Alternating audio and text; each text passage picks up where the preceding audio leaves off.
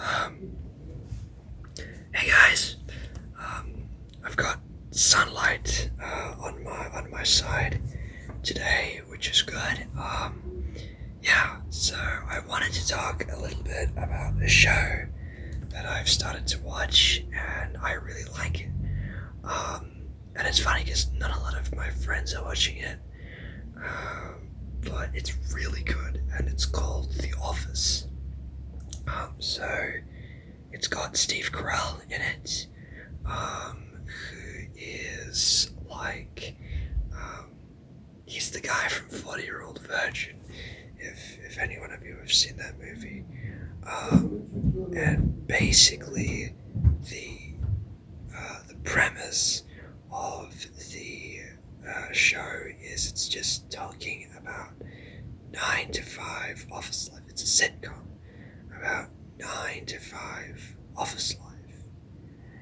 And yeah, so basically it's Steve Carell, he's the boss, and you've got a bunch of other characters, salesmen and accountants, and I know who Steve Carell is. I don't know any of the other actors though. Yeah, but basically it's about like it's about like meetings and a lot of like HR stuff and office politics and office romance. And it sounds boring, right? But it's really, really well made. They've only gotten a few seasons of it so far, but I can see it going long, long haul. The irony is that I actually haven't, um, I haven't heard many people talk about it, which is weird, right? Because it's such a good show. It's it's really good. But yeah, the irony is like none of my friends are talking about it. Nobody's really watching it. Um, but for me, what I think is really good about the show is that it's so funny. You know, like a lot of stuff you see nowadays, it's okay, sure, but this is really good. This is really good. And yeah, apparently there's a British version as well. That's what this was based off of. I don't know if that is any good.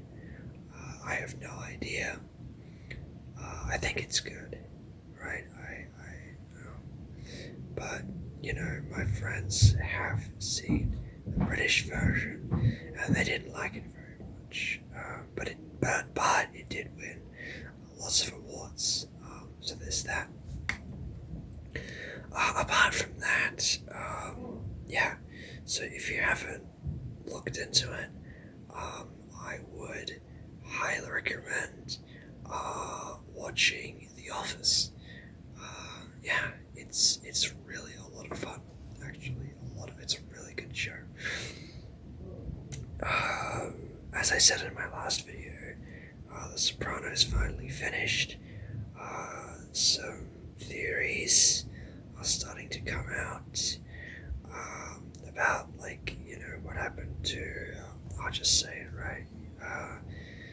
What happened to Tony? Now I have a friend who really likes all of this sort of analytical stuff. Like he's studying film, and so he's really into like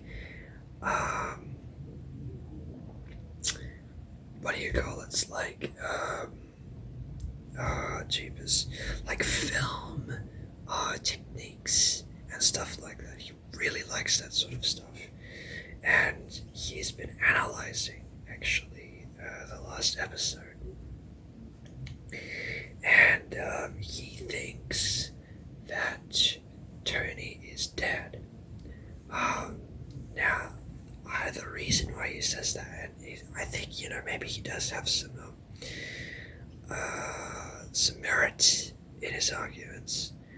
But basically, what he's saying is that Tony. So in the episode, they show oranges a lot, and in The Godfather, um, oranges are seen as an omen of death. Like if you remember, all the way in the first one, that like when he's at the fruit market and he's touching the oranges, then he gets shot, right? Um, to be honest, thinking back, he doesn't die from those shots, but like you get the point,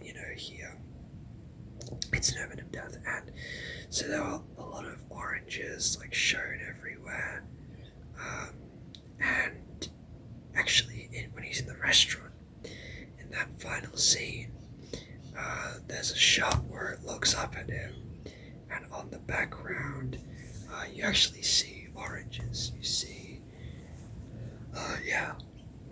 So it's like a painting, or like some oil painting or something of oranges. Yeah. So I don't know what to think. The directors haven't said anything. The writers haven't said anything. Like articles and things, interviews or whatever. But yeah. So that's Sopranos. Yes. What else is there? Oh, and this is kind of off topic, but in the realm of Lego. What's new? Well, they have sort of decided to go back down the prequels rabbit hole. So there's a new MTT set that was released. MTT is the big droid carrier from like episode 1, like the big brown thing. That's where how they deploy all the droids to like Naboo and stuff. And also they had a Naboo fighter with little Anakin and a Vulture droid. I thought that was pretty cool. But it's last year they had a lot of like original series stuff. They had there was Boba Fett's Slave One. You had an X-wing. So a bit going into prequel stuff. That's just like it's whatever, right? But you can still get a lot of like none of those old sets have actually retired yet. Sorry, late night. It's kind of tired. But yeah, none of those prequels have actually like retired yet. You still have like I went into just a store yesterday, and they still had like the Slave One, as I mentioned, the X-wing, and also the big triangle boys, the Star Destroyer. They still had that.